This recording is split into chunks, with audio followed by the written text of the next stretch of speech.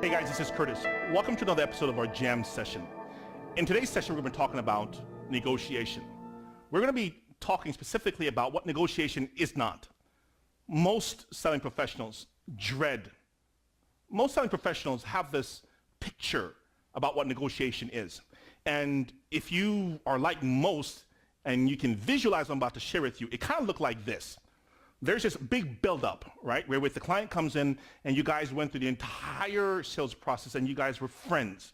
And there's a lot of laughter and a lot of joking, and all of a sudden you get to this place where now it's time to talk numbers. And this time now becomes where you transition from being friends and you transition from this nice dynamic of brotherly love, sisterly love, right? Where you guys are joking to where it gets serious. Because now you're going to have to address the issue of what it takes to have the client happily involved so you can take your product home. It doesn't have to be that way. The challenge with negotiating is that most salespeople don't realize that negotiation actually begins, right, when the client first walks through the door.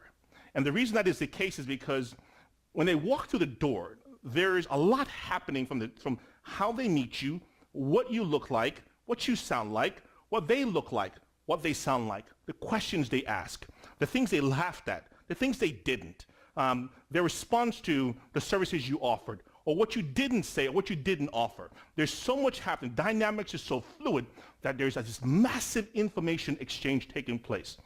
And most salespeople are just, they're oblivious to all this transfer because they are not paying attention to what the client is really saying, truly saying. They, the salesperson, have an agenda. They want to get through the demo, right? They want to talk about all the centrifugal force and the weight distribution, all the things that, the technical things that they were taught. They want to show them how much they know, right? And they don't ask the questions because they first hear, I want to buy a car. And they say, well, I have a car, and they start focusing on that. In the meantime, the client is evaluating everything because in most cases, they're more prepared than you. So let's bring this back and tie this together in a big bow. The negotiation process is where you actually listen. You ask good questions throughout the entire sales process. And then you start documenting, take mental notes about what they said about this and what they said about that. Because when it comes to start trial closing the client, you're talking about using things you heard, using things you saw to see exactly or to solicit a response from them.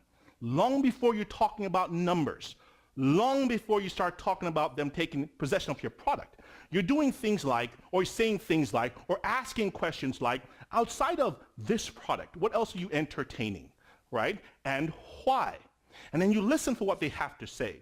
Because what they're entertaining normally tells you if you're on the right product or not, right? It normally tells you how much money they plan to spend. And if you don't get the right answer, you're exploring further. You're digging deeper. You're talking to them about, well, how do you plan to use this product and how will it impact the way you live, right? You're talking about lifestyle challenges. And you're digging deep into more than just the superficial.